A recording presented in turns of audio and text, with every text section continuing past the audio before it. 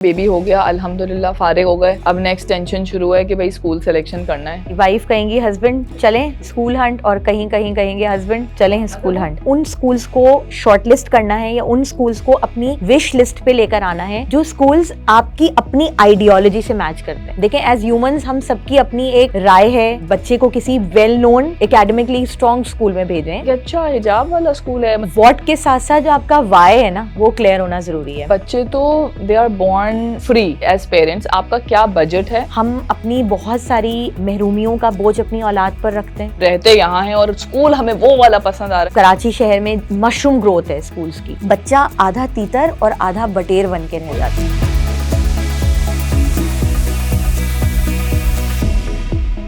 अस्सलाम वालेकुम असीला।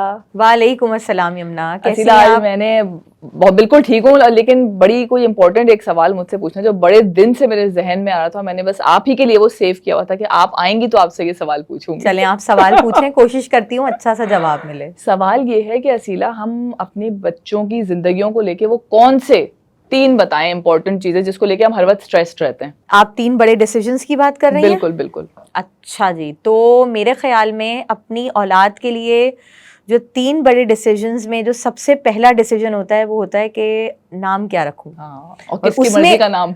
और इससे दादी ज्यादा रखे, मैं जरूरी रखूं। बात, नाम यूनिक होना चाहिए। हाँ, इसके बाद जो दूसरा इंपॉर्टेंट डिसीजन आता है वो आता है जनाब, स्कूल कौन सा जाएगा, कौन से स्कूल जाएगा, कौन से। और बाज़ दफा तो मेरे ख्याल से पैदा होने से पहले ही टेंशन शुरू हो जाती है इस चीज की। बहुत सारे केसेस में ऐसा ही है। पैदा होने से पहले स्कूल शॉर्टलिस्ट हो जाते हैं।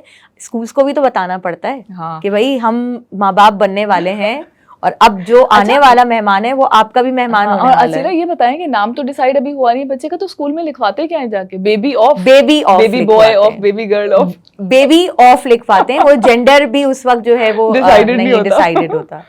और इसके बाद एक तीसरा डिसीजन के मेरा बेटा या मेरी बेटी बड़ा होकर क्या बनेगा या क्या बनेगी। शादी नहीं, मैं तो समझती सबसे बड़ा होगा शादी। शादी कब होगी, किससे होगी? शादी अब हमने बहुत पीछे कर दी, उस पर फिर किसी और वक्त वो खुद ही कर लेंगे। वो खुद ही कर लेंगे, करेंगे भी या नहीं ये भी एक और मैं करने दूंगी कि नहीं, मैं करने दूंगी या नहीं ये भी बात है। वेल, हम आज बात करेंगे स्कूल सिलेक्शन पे and we are here and Aseela is here. आप सब जानते होंगे Aseela Jaliyawala, she is a very renowned educationist and she is here with us today. और हम असीला से पूछेंगे बहुत कोई मोटे तगड़े सवालात regarding school selection and you know वो कौन सी चीजें हैं जो बहुत जरूरी हैं as parents which we need to keep in mind while selecting a school. वो कौन सी मोटी मोटी मिस्टेक्स हैं जो हम एज पेरेंट्स कर जाते हैं स्कूल की सिलेक्शन के प्रोसेस में। सो ये सब हम बात करेंगे आज के पॉडकास्ट में। So stay with us and don't forget to like and subscribe Momcast. हाँ, तो असीला भाई अब बताएं, बेबी हो गया, अल्हम्दुलिल्लाह फारिग हो गए।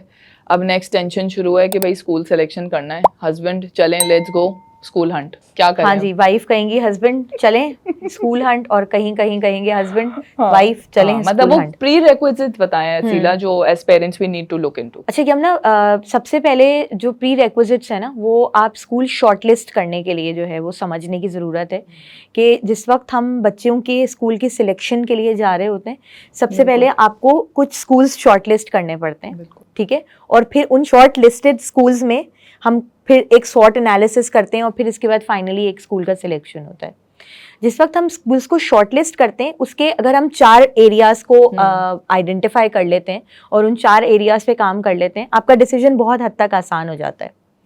सबसे पहले आपने उन स्कूल्स को शॉर्टलिस्ट करना है या उन स्कूल्स को अपनी विश लिस्ट पे लेकर आना है जो स्कूल्स आपकी अपनी आइडियोलॉजी से मैच करते हैं। देखें, एज ह्यूमंस हम सबकी अपनी एक राय है, हम सबके बहुत सारे बिलीव्स हैं जिनके साथ हम अपनी लाइफ को गुजार रहे हैं। उन बिलीव्स को, ठीक है, और जो आपकी आइडियोलॉजी है, आपके घर का एग्जैक्टली जो हमारी प्रायोरिटीज हैं, आपके पास उसकी क्लैरिटी बहुत जरूरी है कि मैं किस तरह की इंसान हूँ या मैं किस तरह का इंसान हूँ और मुझे अपने बच्चे के लिए किस तरह के लोगों की सोहबत की ज़रूरत है। बिल्कुल। और उस वक्त आपके लिए स्कूल्स को शॉर्टलिस्ट करना आसान है। मिसाल के तौर पे अगर आपके घर का इन्वायरमेंट एक ऐसा इन्वायरमेंट है जहाँ पर सादगी है, आप एक ऑर्गेनिक इन्वायरमेंट में रहने के आदी हैं, और instead of that contradictory to that अगर आप अपने बच्चे को किसी एक ऐसी जगह पर भेजते हैं जहाँ पर शोशा बहुत ज़्यादा है, आपका बच्चा वहाँ पर अपने आप को मिसफिट फील करेगा। आप खुद भी as a parent misfit feel करेंगे, बिल्कुल, आप खुद भी feel mingling with parents. Exactly. और उसके साथ साथ फिर अगर आपका बच्चा एग्जैक्टली उसी रंग में रंग जाता है तो उसको अपने घर के एनवायरनमेंट में जो है एडजस्ट करने में प्रॉब्लम अच्छा सीला, ये बात तो आपने सही की कि मतलब प्रायोरिटी सेट करने वाली बात, लेकिन मैं ये सोचूं, मेरे जहन में ये सवाल आ रहा है कि एज अ पेरेंट मुझे पता है कि व्हाट आई वांट, मेरी प्रायोरिटी सेट हैं, लेकिन समटाइम्स ऐसा होता है कि मैं अपनी ख्वाहिश जो है ना वो इम्प्लीमेंट कर नहीं पाती बिकॉज ऑफ सोसाइटल प्रेशर, या मेरे अंदर इतनी ताकत या सलाहियत नहीं है कि मैं वो पीयर प्रेशर जो है वो बर्दाश्त कर सकूं। फर्ज करें अगर हम जॉइंट फैमिली में रह रहे होते हैं तो जेठ के बच्चे या जेठानी के या आपस में सिबलिंग्स या बहन के बच्चे किसी अच्छे स्कूल में पढ़ रहे हैं और मेरी वो आइडियोलॉजी से मैच नहीं कर रहा, लेकिन क्योंकि मेरा मिलना मिलाना है और मुझे मिंगल अप करना है, तो फिर एक जो कंपैरिजन्स होते हैं स्कूल्स के फैमिलीज में, तो वो भी एक एडेड प्रेशर होता है वालिदैन पे कि जो वो अपनी प्रायोरिटी और अपनी आइडियोलॉजी से हट के स्कूल चूज कर लेते हैं just for the sake of fitting in. Yamuna देखें, पेरेंटिंग में बहुत सारे रूल्स के साथ जो एक रूल है जो पेरेंट्स के पास बहुत क्लियर होना चाहिए, वो ये कि आपको अपने पास मौजूद जितने भी प्रेशर्स हैं ना उसका कॉस्ट एनालिसिस करके रखना है। आपके पास पीयर प्रेशर की कॉस्ट ज़्यादा है या आपके पास अपनी मर्जी का स्कूल सिलेक्ट ना करने की कॉस्ट ज़्यादा है। You people need to decide, we all need to decide. मिसाल के तौर पे अगर आपकी फैमिली चाहती है कि आप अपने बच्चे को किसी well known academic strong school में भेजें, एकेडमिकली स्ट्रॉन्ग स्कूल में भेजें, और आप ये चाहते हैं कि आप अपने बच्चे को एक not so much well known लेकिन अच्छे स्कूल में जहाँ पे वैल्यू बेस्ड एजुकेशन है वहां भेजें, तो आपको ये देखना है कि आपके लिए अपनी मर्जी का फैसला ना करते हुए वहां भेजना आपके लिए आपके नर्व्स को ज्यादा रिलैक्स रखेगा, या जो डिसीजन आप ले रहे हैं वो आपके लिए जो है वो ज्यादा रिलैक्सिंग होगा। और फिर आपको मेंटली स्ट्रांग भी होना पड़ेगा ना कि एक दफा अगर आपने अपनी मर्जी के स्कूल पे डिसीजन ले लिया तो now you should be prepared कि अच्छा आगे से, क्योंकि मैंने ये देखा है सीला फैमिलीज में कि मैं अगर कोई इस्लामिक स्कूल में कराना चाह रही हूँ बच्चे को जहाँ हिजाब होता है, एंड देन आप घर आए और सास या कोई भी आपकी बहन ही ले लें आप, मतलब नॉट जस्ट ससुराल को मैं क्यों बदनाम करूँ, कोई भी आपकी फैमिली में कहते हैं कि अच्छा हिजाब वाला स्कूल है, मतलब बैकवर्ड, ये वाला आजकल माइंडसेट बहुत कॉमन हो रहा है ना। इवन टीचर्स में भी स्कूल्स में ये मतलब कि टीचर्स हिजाब ना पहने, certain schools have this criteria. बिल्कुल ऐसा है। Being in living in an Islamic country, ये चीज मेरे लिए बहुत डिस्टर्बिंग है कि ये why is this happening. So parents के लिए ये चीज अंडरस्टैंड करना कि at cost of what you are making this decision, ये बहुत जरूरी है। आप कह रही हैं यमुना, व्हाट के साथ साथ जो आपका वाई है ना वो क्लियर होना ज़रूरी है। मिसाल के तौर पे अगर मैं अपने बच्चे के लिए किसी एक ऐसे स्कूल का सिलेक्शन कर रही हूँ जहाँ पर टीचर्स जो है वो बाशरा हैं या वो हिजाब ले रही हैं, तो वो क्यों है, मेरा ये जो वाई है ये क्लियर होना चाहिए। जब हमारी अपनी पर्सनालिटी में हमारे परसेप्शंस की क्लैरिटी हमारे पास बहुत वाजे है, उनके बहुत सारे रिस्पॉन्सेज पर खामोशी इख्तियार करना बहुत ईजी हो जाता है। बिल्कुल। और फिर देखें बच्चे तो दे आर बॉर्न फ्री, उनके जहन में हम क्या डालेंगे एज पेरेंट्स ये बहुत मैटर करता है। अगर हम खुद ही कॉन्फिडेंट नहीं है अपने डिसीजन को लेके और हम खुद ही इनसिक्योर हैं, तो वो इनसिक्योरिटीज हम अल्टीमेटली अपने बच्चों को भी ट्रांसफर कर रहे हैं, और वो कितने भी फिर अच्छे स्कूलों में आप उन्हें पढ़ा लें, कुछ भी कर लें, वो इनसिक्योरिटीज ट्रैवल होंगी। किसी भी डिसीजन मेकिंग में हमारा लैक ऑफ कॉन्फिडेंस, हमारा उस डिसीजन के ऊपर हमारा अपना वीक स्टांस, उस डिसीजन को लेकर हमारे फियर्स, उस डिसीजन को लेकर हमारे वसवसे, अंदेशे, हमारे बहुत ज़्यादा नेगेटिव कंसर्न्स, ये तमाम चीज़ें बच्चों में एक एनर्जी और एक नेगेटिव एनर्जी के तौर पर लाजमी ट्रांसफ़र होती हैं।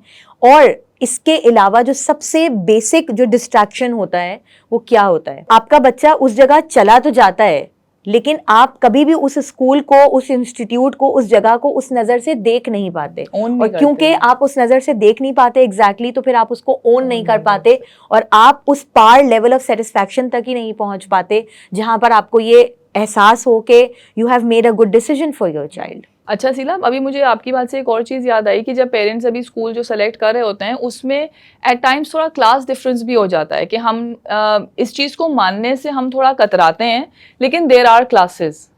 कराची में, पाकिस्तान में हमारे क्लास डिफरेंस है एंड क्लासेस हैं, there is an elite class and then there is this middle class, lower class, ये है। तो जब हम स्कूल सेलेक्ट करने जाते हैं तो इवन अगर हम मिडिल क्लास में भी हैं तो हमें होता है हम किसी एलीट के स्कूल में बच्चों को पढ़ाएं। अब हम डलवा तो देते हैं, लेकिन फिर जो psychological effect, you know, the trauma and the parenting problems that parents face because of this class difference, उस पे मुझे थोड़ा बताएं कि वो भी फिर हमें as when selecting a school हमें ये चीज़ दिमाग में रखनी चाहिए। यमुना, प्री रेक्विजिट्स की जहाँ पर हम बात कर रहे हैं, तो जिस तरह से हमने अपने पहले पॉइंटर को डिस्कस किया कि हमारी आइडियोलॉजी और स्कूल की आइडियोलॉजी जो है वो मैच करनी चाहिए, इसी के अंदर ये वाला एक बहुत इंपॉर्टेंट फैक्टर है जो इस वक्त आपने सवाल के तौर पे रेज किया है।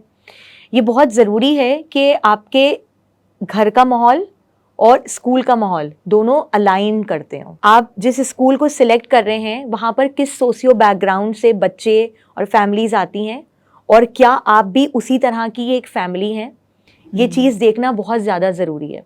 नेचुरल फैक्टर है, ह्यूमन साइकोलॉजी है कि हम हमेशा अपने आप को जो है वो प्रोग्रेस करने के लिए हमेशा हम इंक्लाइनेशन की तरफ देखते और सोचते हैं, इसमें हर्ज नहीं है। लेकिन ये जो इंक्लाइनेशन है ये किन रूट्स पर होनी चाहिए, ये हमारे लिए जानना और इसको सीखना बहुत ज़्यादा ज़रूरी है। अगर हम अपने ख्वाहिशात, डिज़ायर्स, अपने शौक़, अपने ख्वाबों को साथ लेकर चलते हुए एक अनरियलिस्टिक डिसीजन बनाते हैं, putting the child into a school where the child can not match the class again, class को छोड़ के अगर हम इसको सोशियो बैकग्राउंड कह दें, उसको मैच नहीं कर पाता, हम अपने साथ तो ज्यादती करते ही हैं। हम अपने साथ जो है वो जो फाइनेंशियल ज्यादती करते हैं, या हम अपने साथ जो एक सोशल ज्यादती करते हैं, हम अपने बच्चे के साथ जो ज्यादती करते हैं वो उसके साथ इमोशनल ज्यादती हो जाती है। उसके पास एक ऐसी जगह पर बैठ जाता है, वो बच्चा एक ऐसी जगह पहुंच जाता है जहां पर वो अपने आप को फिट नहीं कर पाता। और सीइंग अदर चिल्ड्रन, बाकी आसपास मौजूद बच्चों और उनके रूटीन को देखकर वो अपने रूटीन को बदलना या अपनी लाइफ को बदलना, फ्लिप करना, बदलने से ज्यादा हम इसको कहें ना कि अगर वो लाइफ स्टाइल फ्लिप करने की कोशिश होती है, और ये चीज जो है वो हर इंसान के अंदर एक नेगेटिव चेंज लेकर आती है। तो इस चीज को भी देखना बहुत ज्यादा जरूरी है। ये यूजुअली पता है ये पेयर प्रेशर की वजह से ही होता है। और बच्चे इसमें बहुत कंफ्यूज्ड हो जाते हैं कि ना वो फिर घर के रहते हैं ना वो स्कूल के रहते हैं, वो बीच में एक वियर्ड सी उनकी एक पर्सनैलिटी हो जाती है, बिल्कुल ऐसा ही है, जिसकी वजह से फिर बिहेवियर इश्यूज आते हैं बच्चों में। तो that is another topic to discuss. लेकिन when selecting a school, तो as parents, you know, it all comes down to how vigilant and how smart and intelligent you are in selecting for your child, कि आप क्या क्या चीज़ों पे you know अपने hands down वाला जो attitude होता है ना कि इस पे तो मेरा कोई compromise है ही नहीं, ये बहुत ज़रूरी है पेरेंट्स के लिए आइडेंटिफाई करना। एंड पेरेंट्स सोशल इमोशनल की भी इंपॉर्टेंस एट टाइम्स नहीं समझते, क्योंकि जब वो एक एकेडमिक्स की दौड़ में आते हैं कि भाई हमें एकेडमिक्स चाहिए, हमारे बच्चे का ये आ जाए, या एक अच्छा पढ़ाई वाला स्कूल है, ठीक है एक अच्छा पढ़ाई वाला स्कूल है, लेकिन अगर उस स्कूल में सोशल इमोशनल केयर नहीं है, सोशल इमोशनल वेलबींग नहीं है स्टूडेंट की, तो फिर ऐसी किसी एकेडमिक्स का कोई फ़ायदा नहीं जहाँ बच्चे की वेलबींग ही ना हो।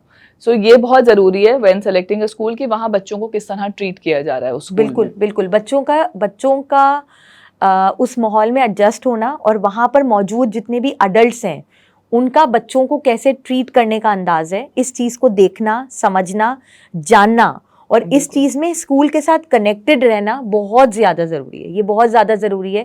जब हम प्री रेक्विजिट्स की बात करते हैं तो जिस वक्त हम स्कूल्स को शॉर्टलिस्ट कर रहे हैं, आपका जो फोकस है वो कुछ मेजर चीज़ों पर होना चाहिए। अच्छा सीधा दूसरा एक मोटी चीज़ जो मोस्ट इंपॉर्टेंट चीज़ है while selecting a school, that is your budget. ठीक है कि एज पेरेंट्स आपका क्या बजट है और आप किस स्कूल में, आपके पास अब क्या चॉइसेस हैं, कौन से स्कूल्स हैं जो आपके बजट में आ रहे हैं। एट टाइम्स पेरेंट्स ये करते हैं कि वही पीयर प्रेशर में आके वो ऐसे स्कूल सेलेक्ट कर लेते हैं जो उनके बजट में नहीं आ रहे होते हैं, and then they face problems. Yamuna देखें, बजट अगेन प्री रिक्विजिट्स में एक बहुत इंपॉर्टेंट फैक्टर है, और पेरेंट्स को इस बात के लिए जो है वो तैयार होना चाहिए कि वो अपनी फाइनेंशियल फीजिबिलिटी को जो है वो स्कूल सिलेक्शन से पहले ज़रूर बनाए।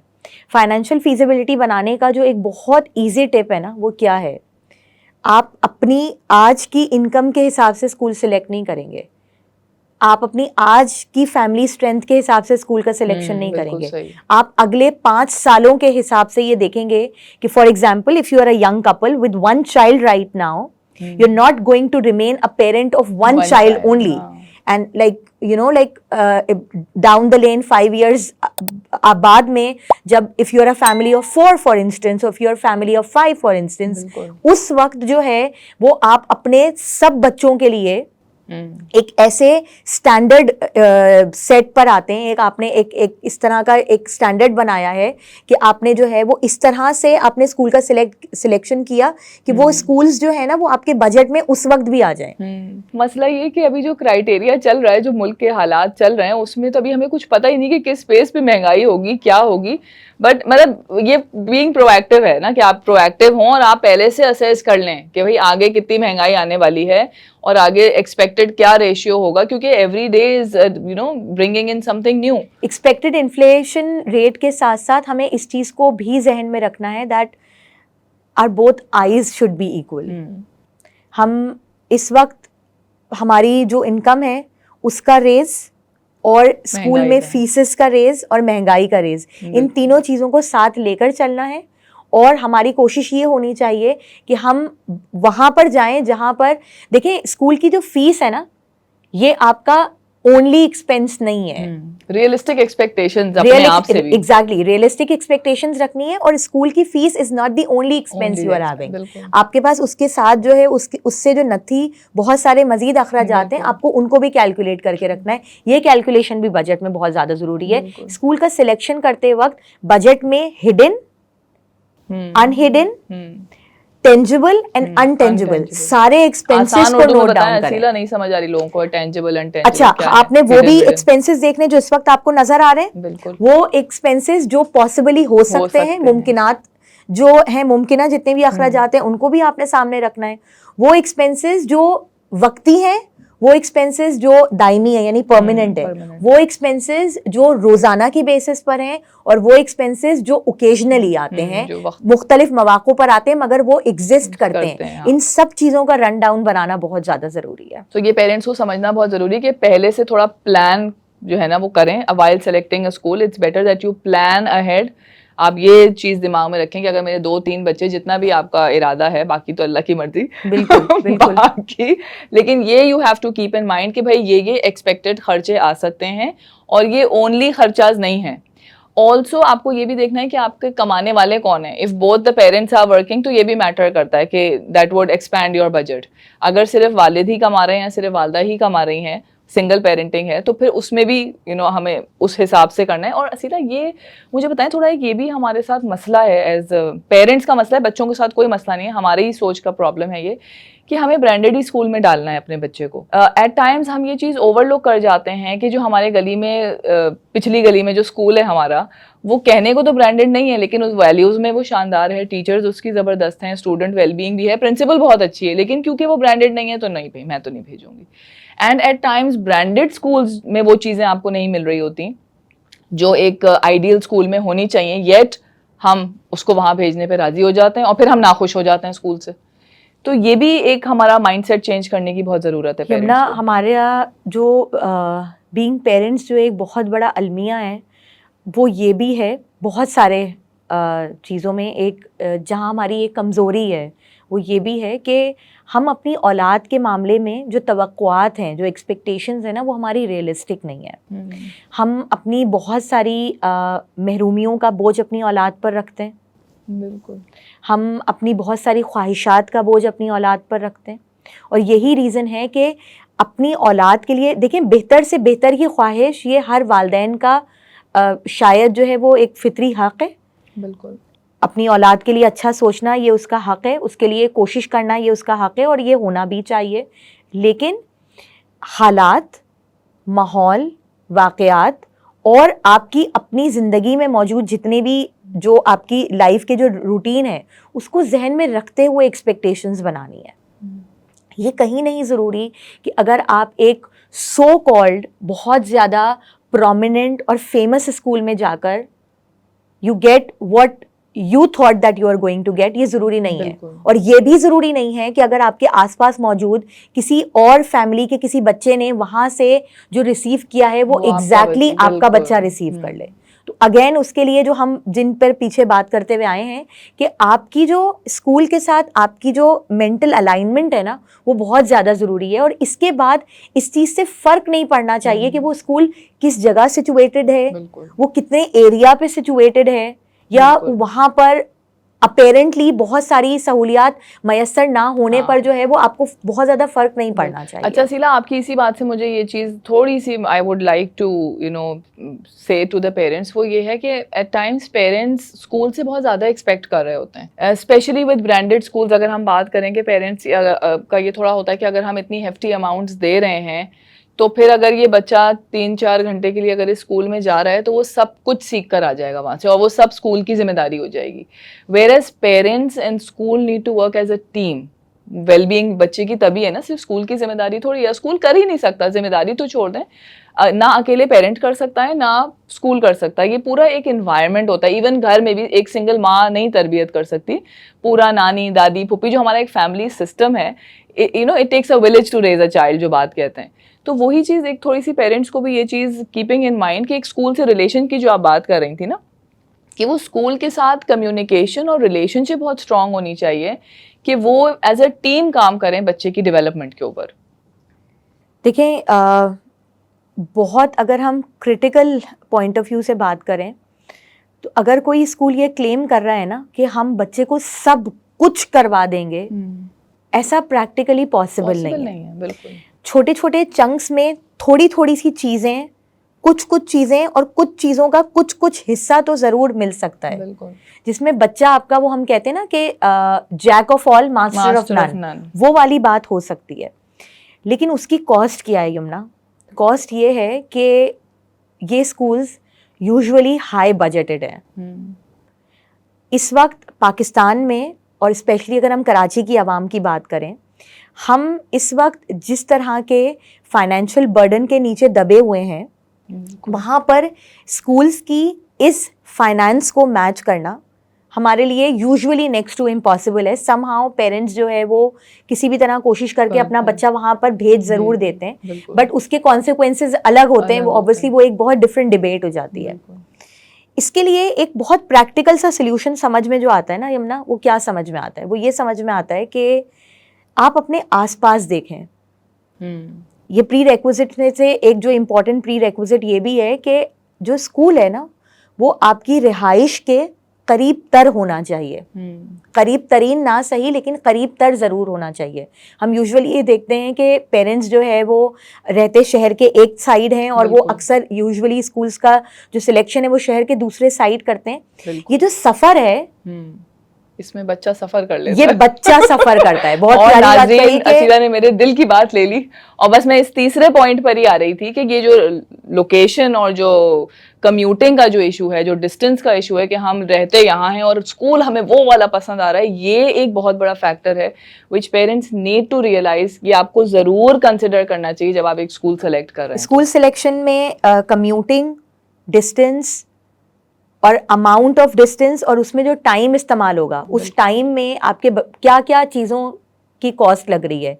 आपके बच्चे का वक्त, आपके बच्चे की एनर्जी, आपके बच्चे की सेहत, ये तमाम चीज़ें सफ़र कर रही हैं। उस सफ़र में वो सफ़र हो रहा है, उसके लिए ये बहुत ज़रूरी है कि आप स्कूल करीब तर देखें। अब इसमें जो एक बात आती है ना कि हमारे घर की तरफ अक्सर अमूमन वालिदैन ये बात कहते हैं कि हमारे इलाके में, हमारे घर की तरफ इस तरह का कोई स्कूल मैसर नहीं है। आप अपने बच्चे को स्कूल पढ़ने के लिए भेज रहे हैं, ठीक है, आप अपने बच्चे की पढ़ाई स्कूल से करवा लीजिए। आपके पास जो बजट, जो वक्त, जो तवानाई बच रही है, उसमें आप अपने बच्चे की किसी एक स्किल को एक टाइम पीरियड के लिए पॉलिश करने पर काम कर लीजिए। मिसाल के तौर पे आपका बच्चा स्कूल जा रहा है जहां पर वो एक दुनियावी एतबार से, हमारी सोसाइटी के एतबार से वो एक मीडियोकर स्टडीज कर रहा है, ठीक है, आप उसके साथ साथ उसको किसी एक और जगह, किसी ऐसे कोर्स में, किसी ऐसे प्रोग्राम में एनरोल करवा सकते हैं जो उसके सॉफ्ट स्किल्स को, उसके लाइफ स्किल्स को बेहतर कर सकते हैं। और उसके लिए हाईली सजेस्टेबल चीज क्या है कि वो एकेडमिकली रिलेटेड ना हो। यानी ये जरूरी नहीं है कि आप उसको किसी क्रिएटिव राइटिंग के प्रोग्राम में भेजें। एक्स्ट्रा करिकुलर बहुत है, एग्जैक्टली, आप किसी को करिकुलर में, एक्स्ट्रा करिकुलर एक्टिविटीज में जो है वो आप उसमें इसको इनरोल कर सकते हैं। कि वो जो आप वहां पे अपना अगर पैसे बचा रहे हैं, हेफ्टी अमाउंट्स अगर नहीं दे रहे, तो वो पैसा आप खुद एज पेरेंट्स आप उसको एक्स्ट्रा करिकुलर में किसी लाइफ स्किल सिखाने में लगा सकते हैं। बिल्कुल आप इस तरह से कर सकते हैं। और इस यमुना, इसमें एक और इम्पॉर्टेंट बात है, ये वाला पॉइंट हमें मिस नहीं करना चाहिए कि जब हम स्कूल्स की हेफ्टी अमाउंट्स को पे करने के लिए जो पेरेंटल कॉस्ट है, और ख़ास तौर पे जो फादर्स की कॉस्ट है ना, वो पता है क्या है? they work All day more long. than required. Yes, and they can't spend time with their children. और उसमें जो सबसे बड़ा लॉस है वो एक पेरेंट चाइल्ड और फादर चाइल्ड रिलेशनशिप का लॉस है। बिल्कुल। एक ऐसा वक्त जहाँ पे आपकी औलाद को आपके पैसों की कम, आपके वक्त और वक्त तवज्जो की की ज्यादा जरूरत है, आपके पास वो नहीं है क्योंकि आप उसको उस वक्त पैसे प्रोवाइड करें in terms of providing him और हर द एजुकेशन। कि वो अच्छी क्वालिटी एजुकेशन। एग्जैक्टली। और जिस वक्त बच्चे को आपके पैसे की जरूरत है, उस वक्त हम इतने ड्रेन हो चुके होते हैं बिल्कुल। हेल्थ वाइज भी कि हम वो अपनी प्रोडक्टिविटी उसको cater रिगेन नहीं कर पाते। और सबसे आखिरी जो इसमें जो क्या कहना चाहिए कि last nail in the coffin जो लगता है वो ये होता है कि जिस वक्त आपको आपकी औलाद के वक्त की ज़रूरत है, आपके बच्चे को ये बात पता ही नहीं है कि वक्त फैमिली को कैसे दिया जाता है, बिकॉज उसने वो एक्सपीरियंस नहीं और किया आपके है। बच्चे को पता ही नहीं कि आपने उसको पालने में कितनी स्ट्रगल्स का सामना किया, because you never mentioned it and you were never there. You mention करने से ज्यादा यमुना पता है क्या है कि आपके बच्चे ने आपका वो Presence नहीं स्ट्रगल थी ना, देखा ही नहीं है ना, उसको पता ही नहीं रहा। बिल्कुल। उसको पता नहीं रहा, उसने आपकी स्ट्रगल नहीं देखी, उसने आपकी एब्सेंस देखी, उसने बिल्कुल। आपकी एब्सेंस को एक्सपीरियंस किया है। अच्छा असीला, ये तो हो गई बातें, हमने आइडियोलॉजीज और वैल्यूज पे बात कर ली कि ये आपसे अलाइंड होनी चाहिए, आपका बजट जो है वो देख लिया हमने कि आपका बजट क्या है, and then commuting and location of the school हमने देख ली प्रीरेक्विजिट्स में। स्कूल विजिट करने से पहले आप दोनों husband and wife as couple आप बैठेंगे, बैठकर आपस में बात करेंगे और एक दूसरे के ओपिनियंस को रिस्पेक्ट करते हुए, लड़े बगैर बार बार बोल रही हूँ, लड़े बगैर म्यूचुअल अंडरस्टैंडिंग के साथ आप बात करेंगे, एक दूसरे के ओपिनियन को रिस्पेक्ट करेंगे। जब बिल्कुल। रिस्पेक्ट करेंगे झगड़ा नहीं होगा। बिल्कुल। जब आपने बैठ गए, आपने बात कर ली, आप अपने पॉइंटर्स सेट करेंगे। स्कूल के विजिट पे हमें स्कूल का जो इंफ्रास्ट्रक्चर है या स्कूल का जो एक्सटीरियर या इंटीरियर है, उससे ज्यादा हमारा फोकस ह्यूमन स्ट्रक्चर पे होना चाहिए। ह्यूमन बिहेवियर जो आपस वहां पर मौजूद जो इंसान है उनके अपीयरेंसेस से ज्यादा उनकी जो सोच है या उनका जो थॉट प्रोसेस है उसको समझने की ज़रूरत है। और ये काम कब हो पाएगा? ये काम तब हो पाएगा जब हम एक क्लैरिटी ऑफ माइंड के साथ स्कूल में दाखिल हो रहे हैं। मेरे पास यूजुअली जब पेरेंट्स आते हैं, हम कभी भी जो है वो स्कूल सिलेक्शन पे ब्रेनस्टॉर्मिंग करते हैं, मैं हमेशा पेरेंट्स को एक बात कहती हूँ कि आपके पास एक छोटा लेटर पैड, कोई छोटी डायरी, एक बुक, एक नोटबुक, एक पेन ज़रूर होना चाहिए। मेक श्योर करें कि आप नोट्स बनाएं। जिस वक्त आपका अगर कोई बात समझ में नहीं आ रही है, उसका नोट आपके पास अलग बना हुआ है। आपके पास क्या सवालात हैं, वो सवालात होने बहुत ज़्यादा ज़रूरी है। असीला कि आपने पूछना क्या है वहाँ जाके, because I have also seen parents कि जब वो आते हैं और अगर आपकी स्कूल की बिल्डिंग बहुत जबरदस्त है तो वो वहीं पे ऑस्ट्रक हो जाते हैं और वो उसी वक्त अपना माइंड मेक कर लेते हैं और उसके बाद फिर जो प्रोसेस होता है, उसके बाद जो कुछ होता है, वो उनको लाला लैंड में चले जाते हैं और वो उनको होता है कि बस भाई वाह, हर चीज वाह वाह हो जाती है। So keeping sane, being sane and अपनी होमवर्क करके जाएं when you are going and visiting a school. Homework करके जाना बहुत ज़रूरी है। स्कूल का बैकग्राउंड चेक बहुत ज़रूरी है। इस वक्त जिस तेज़ी के साथ जो है वो स्कूल्स का इंसेप्शन हो रहा है, कराची शहर में मशरूम ग्रोथ है स्कूल्स की, ठीक है, और एक तरह के जो है वो मोनोटोनस सिस्टम्स का बहुत ज़्यादा ग्रोथ आपको देखने को मिलता है, जो डिफरेंट अप्रोचेस को जो है वो प्रमोट कर रहे हैं।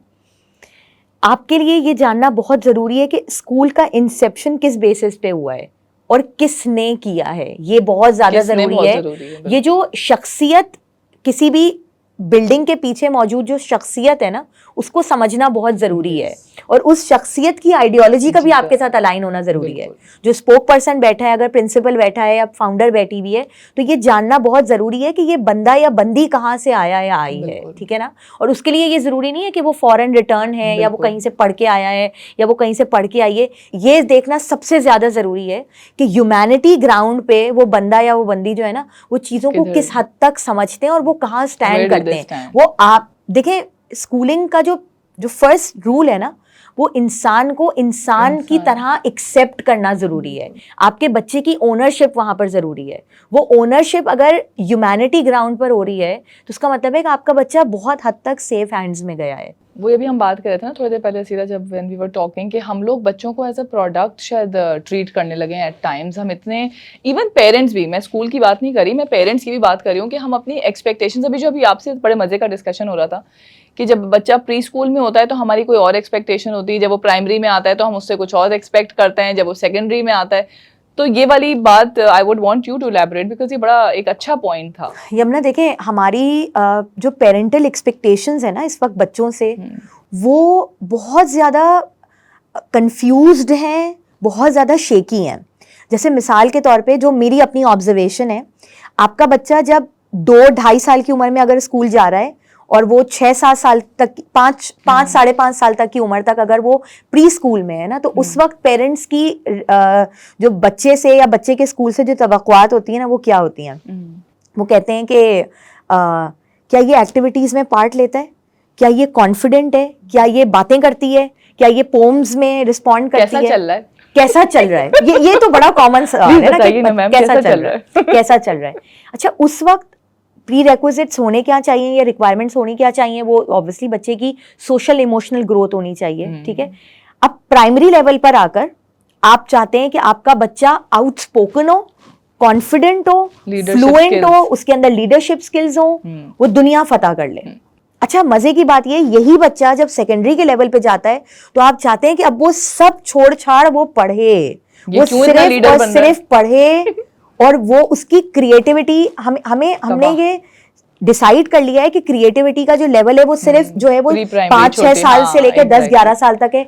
जैसे जैसे बच्चा बड़ा होता है और हम उसको बार बार अपनी गुफ्तगू से भी एहसास दिलाते हैं, बड़े हो जाओ, सीरियस हो जाओ, मैच्योर हो जाओ, वो जो बच्चे के अंदर जो एनर्जी है, जो चिड़पीनेस है, उसको हम आहिस्ता आहिस्ता खुद खत्म करने लगते हैं। हमारे पास ये तो 3 एरियाज मैं आइडेंटिफाई कर पा रही हूँ। अगर आप इसमें देखें तो जो एक्सपेक्टेशंस है ना, उनका आपस में कोई रिलेशनशिप बन नहीं रहा, खुद ही कंफ्यूजन चल रहा है। पेरेंट्स कभी ये चाह रहे हैं, कभी वो चाह रहे हैं, कभी ये चाह रहे हैं। अच्छा, इसमें एक और बहुत मजे की बात यमुना पता है क्या आती है?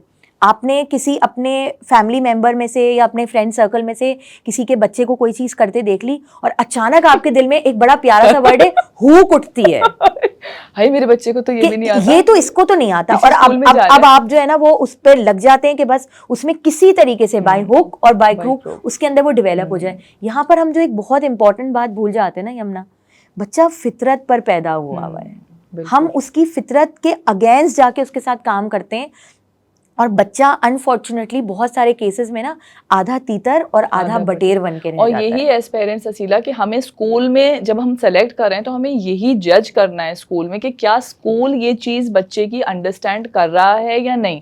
स्कूल का जो माहौल है, स्कूल का जो एनवायरनमेंट है, like you said the human behaviour, वो स्कूल का क्या ह्यूमन बिहेवियर है, जो उसका स्टाफ है, are they valuing that individual as a person and as a growing mind, या फिर स्कूल डंडे की तरह बस लगा हुआ है एक रैट रेस में। वो एक जो हम देखते हैं ना स्कूलों के बाहर नंबर लगे हुए हैं और बच्चों की तस्वीरें हैं, अगर आप उस रेस में भागना चाह रहे हैं और आप बच्चे की सोशल इमोशनल जाए चूल्हे में, वो वाला अगर आपको देखना है स्कूल, तो फिर you need to set your priorities. अच्छा देखो, हमारे यहाँ की इतनी मजे की एक बात है ना, बड़ा ही डिसबैलेंस्ड किस्म का शेर है, लेकिन बस अब आपने कह दिया तो फिर ये शेर है कि पेरेंट जा रहा है स्कूल और सवाल कर रहा है स्कूल, आप जिस वक्त जा रहे हैं और आपके पास इस बात का राइट है, जिरा ना करें, लेकिन सवाल जरूर करें। ओपन माइंडसेट, समझने के लिए, सीखने के लिए, सीख करने के लिए सवाल जरूर करें।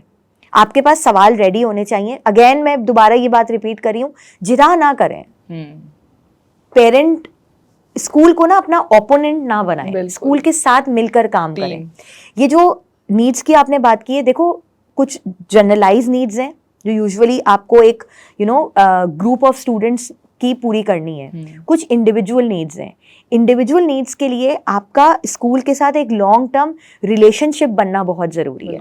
लॉन्ग टर्म रिलेशनशिप में आपका स्कूल के साथ जाकर बात करना, स्कूल के साथ राब्ते में रहना, अपने बच्चे के बारे में वक्तन फवक्तन स्कूल को फीडबैक देना, सच्चा फीडबैक देना, और उनसे ऑनेस्ट फीडबैक लेना। सुनने की सलाहियत रखना, सुनने की सलाहियत होनी चाहिए आपके अंदर, ताकि आप वो ऑनेस्ट फीडबैक रिसीव कर सकें, तब आपको ये बात समझ में आएगी कि आपके बच्चे की इंडिविजुअल नीड्स कैसे क्या है? फुलफिल हो पाएंगी। जब हम कोऑपरेशन वाले एनवायरनमेंट में रहेंगे, बंदे को कोई भी सामने टीचर है, स्कूल मैनेजमेंट है, वो आपके साथ मुस्तकिल चीज़ों पे जो है ना वो आपके साथ वर्कआउट करने को रेडी रहेंगे। और the same goes for school as well कि जब आप जितना कोऑपरेटिव और हम्बल रहेंगे, पेरेंट आपके साथ काम करने को जब आप विजिट्स करते हैं ना स्कूल के, तो असीला आपको 2-3 विजिट्स में अंदाजा हो जाता है स्कूल का भी एटीट्यूड और आपकी की अलाइनमेंट हो रही है, सेटिंग हो रही है, समझ आ रही है, नहीं आ रही।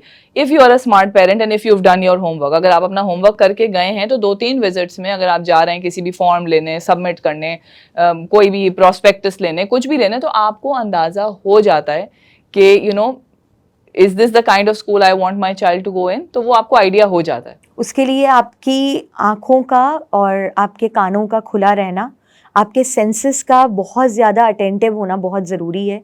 और अगेन वही वाली बात है कि अगर आपका होमवर्क पहले से कंप्लीट है तो उस सूरत में आपको जो बारीकियां हैं वो नज़र आ जाएंगी, और बारीकियों में भी अगर कहीं कोई कंफ्यूजन है तो उस पर बात कर लेना बहुत मुनासिब रहता है। मुझे छोटी सी बात बताएं कि फर्ज करें अब तो स्कूल टूर्स भी हो गए हैं कि स्कूल टूर पेरेंट्स को देते हैं, तो लाइक अगर if a parent is going on a school tour और वो किसी अपने फर्ज करें किंडरगार्टन है, ग्रेड 1-2 है, उसमें वो गया है, तो वो जो आप आँख कान नाक खुले वाली बात कर रही हैं, तो व्हाट आर दोस थिंग्स जो एक पेरेंट को सुननी और देखनी चाहिए उस टूर के दौरान?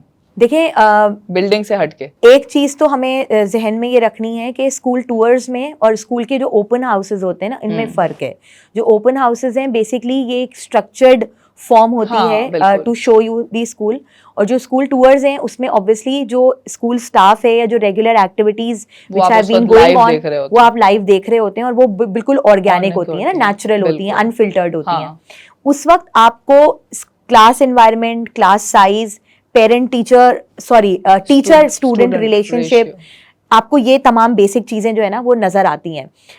उस वक्त जो भी स्कूल रिप्रेजेंटेटिव आपको साथ लेके चल रहा है उसको सुनने के साथ साथ जो आसपास आती आवाज़ें हैं या आसपास होते जो भी सिचुएशंस या सिनेरियोज हैं उन पर भी आपकी जो है ना वो नज़र रहना बहुत ज़्यादा ज़रूरी है। और वही वाली बात कि अगेन मैं दोबारा से ये कहूँगी कि आपके पास आपका जो पेपर पेंसिल है ना वो साथ में रहना ज़रूरी है, कि आप जो छोटी छोटी चीज़ें वो आप ज़रूर जो है वो नोट करें। दोबारा से इसके साथ वही वाली चीज़ दोबारा ऐड करूँगी कि जिरा ना करें, क्योंकि यूजुअली टाइटल हो जाता है कि like these parents are quite finicky, fussy parents हैं, तो instead of being titled as fussy parents ये बहुत जरूरी है कि आप एक बहुत हम्बल बिहेवियर के साथ, पोलाइटनेस के साथ, एक पॉजिटिविटी के साथ जो है वो स्कूल से बात करें, क्योंकि ये जो पूरा प्रोसीजर है उसमें स्कूल भी बहुत कुछ सीखता है और पेरेंट को भी बहुत कुछ सीखने का मौका मिलता है। और अगर कोई ओपन टू फीडबैक स्कूल होगा ना तो वो आपके सजेशंस को ओपनली लेगा, जो भी आप। और ये जो पेपर पेंसिल है ना, इसका फायदा मैं आपको बताऊं वो ये है कि एट टाइम्स हम जब स्कूल में होते हैं और हम एक टूर कर रहे होते हैं तो हम एक स्पेसिफिक मोड में होते हैं,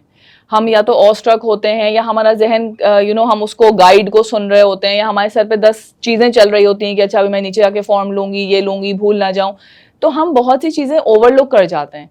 तो पेन एंड पेपर पे लिखा हुआ जो आपका एक डेटा होगा ना, वो जब आप घर में जाके एज अ कपल सुकून से बैठ के एनालाइज करेंगे ना कि मैंने ये देखा, व्हाट डू यू थिंक, तो फिर आप एक न्यूट्रल माइंड के साथ जो है ना फिर डिसीजन ले पाएंगे अपने स्कूल के लिए कि whether you selected the right school और नॉट। बिल्कुल ऐसा ही है। और अगर ज़िंदगी में लॉन्गर रन में सुकून चाहिए अपने बच्चे की स्कूलिंग से रिलेटेड, तो ये बहुत ज़रूरी है कि ये इनिशियल स्टेज की जो ये एक ड्रिल है, ये जो एक प्रैक्टिस है, ये कर ली जाए और आगे का जो है ना वो एक सुकून गेन कर लिया जाए। अच्छा, ये भी सुकून से एक और बात याद आ गई कि पेरेंट्स को बहुत शौक है बाद दफा स्कूल स्विच कर लेते हैं। ओहो, ऐसा वैसा? मतलब जब दिल चाहा बच्चे की वेलबींग सोचें नहीं सोचें, they must have their reasons. मैं इसको वो नहीं बिल्कुल डिनाई करी, एट टाइम्स बिल्कुल सही रीजंस भी होते हैं। तो आप स्विचिंग ऑफ स्कूल पे आए कि when is the right time to switch your child school. Yamuna, वो जैसे कहा जाता था ना पुराने वक्तों में कि जो है वो शादी हो गई है अब वापस ना आना, तो वो पहले तो यही होता था कि आपने स्कूल भेजा और बच्चा जो है वो वहां से मैट्रिक करके ही बाहर निकलता है। कुछ अरसे में जो हम ये देख रहे हैं वो ये कि पेरेंट्स का भी जो एक कंसिस्टेंसी लेवल है ना वो बहुत ज़्यादा वीक होता जा रहा है। हम प्रोएक्टिव के बजाय बहुत रिएक्टिव पेरेंटिंग की तरफ जा Judgmental चुके हो गए हैं हैं, थोड़े। हम जजमेंटल हैं, हम बहुत जल्दी अपने Patience। डिसीजंस बना लेते हैं, हम अपने ही किए हुए डिसीजंस को थोड़ा वक्त नहीं देते। लेकिन असीला आई का मतलब हम इसमें जैसे कहते हैं ना, मैं एक डिस्क्लेमर यहाँ देना चाह रही हूँ कि we completely understand you parents, क्योंकि हम भी पेरेंट्स हैं एंड वी अंडरस्टैंड कि जो आपकी एप्रीहेंशंस हैं, जो वजूहात हैं स्कूल चेंज करने की, वी कम्प्लीटली अंडरस्टैंड। एंड हम आज इसीलिए ये पॉडकास्ट कर रहे हैं कि हम इस बात पे डिस्कशन कर सकें कि you know it's not easy to select a school for your child and then to make sure कि वो बच्चा वहाँ से ग्रेजुएट होके या यू नो निकले। But there are reasons and genuine reasons जहाँ where you need to decide as a parent कि भाई अब स्कूल स्विच करने का टाइम आ गया। तो हमें उस चीज़ से बात करनी है कि जल्दबाजी किए बगैर ये डिसाइड करें कि अब भाई भैया बहुत हो गया, अब निकाल लो। यमुना देखें, क्योंकि देखें बास पेरेंट्स के जेन्युइन कंसर्न्स होते हैं, वो सही निकाल रहे होते हैं, तो हम इस चीज़ को रद्द नहीं कर सकते कि वो क्यों स्विच कर रहे हैं। देखो यमुना, बात किया है, हम स्कूल का सिलेक्शन, अगर मिसाल के तौर पे जो हम अभी तक की जितनी भी हमने बात की है, अगर हम इन स्टेप्स को किसी भी जगह पर किसी भी हद तक फॉलो कर पाए हैं तो इंशाल्लाह ताला उम्मीद अल्लाह ताला से यही है कि बहुत बेहतर डिसीजन हो जाएगा। और मिसाल के तौर पर इसमें भी अगर कहीं एक्सेप्शंस आती हैं तो बहुत जेन्युइन ग्राउंड्स पे स्कूल का स्विच करना कोई हर्ज नहीं है, बुरा नहीं है, बट उसके लिए जो है ना वो आपके पास जो रीजंस है ना वो जेन्युइन होने ज़रूरी है। आपका किसी टीचर के साथ जो है वो अच्छा रिलेशनशिप नहीं डेवलप हो पा रहा, या आपके बच्चे का जो है वो अच्छा रिलेशनशिप डेवलप नहीं हो पा रहा, तो उस पर काम करने की ज़रूरत है रादर देन नए ट्रायल की ज़रूरत है। ठीक है, इस चीज़ को भी जहन में रखना है कि बच्चे का अपने उस इन्वायरमेंट में, अपने फ्रेंड्स के साथ, उस टीचर के साथ या और मजीद लोगों के साथ एक रिलेशनशिप डेवलप होता है, और उस पूरे सेटअप को उखाड़ के और किसी और जगह जाकर फिट करना बच्चे के लिए भी एक बहुत बड़ा इमोशनल टर्मोइल है। ये उसके लिए भी ये एक ऐसी ड्रिल है जो बहुत इजी नहीं है। और इसीलिए ये सिर्फ छोटे बच्चों के लिए नहीं है, ये बड़े बच्चों के लिए भी है कि at times I have seen parents के जिनको ये होता है कि हमने पूरा प्री नर्सरी से 7th 8th ग्रेड तक पढ़ाया, अब हमें ओ लेवल्स नहीं कराना, हमें तो प्लेन मैट्रिक कराना है, तो चलो हम 7 तक पढ़ाएंगे और बस हम निकाल लेंगे, और वो निकाल लेते हैं। अब ये आपका डिसीजन है। Did you ask the child कि जो बच्चा सेट था प्री नर्सरी से 7वीं जमात तक, उसने वहाँ दोस्त बनाए, टीचर, स्कूल का माहौल, एक अफिलिएशन हो जाती है बिल्डिंग से, लोगों से, जस्ट बिकॉज आपको उसको ओए लेवल नहीं कराना, आपने उसको निकाल लिया, उसके दोस्त है बाप, और ये उसकी पीक एज है उस वक्त टीन्स की, ठीक है, जब उसको फ्रेंड्स चाहिए, दोस्तियां यारियां चाहिए, आपने उसको बिल्कुल ही सोशली इमोशनली तबाह कर दिया थिंकिंग कि ये तो बड़ा बच्चा है, जस्ट बिकॉज आप चाहते थे। अगर आप चाहते थे तो आपको डालना ही नहीं चाहिए था पहले, in the first place selection के टाइम पे आप किसी ओए लेवल के स्कूल में नहीं डालते। तो ये भी मुझे लगता है एट टाइम्स डिस्टर्बिंग हो जाता है। देखो बोर्ड सिलेक्शन में जो स्कूल का स्विचिंग है, ठीक है, वो बहुत सारे केसेस में जेन्युइन भी रहता है कि फॉर एग्जांपल अगर बच्चा जो है वो एक पर्टिकुलर सिस्टम में कोप अप नहीं कर पा रहा, अगर वो स्टडीज में जो है वो कोप अप नहीं कर पा रहा, अगर बच्चा स्ट्रगल कर रहा है, उस वक्त पेरेंट स्कूल स्विच करते हैं, ठीक है, समझ में आता है।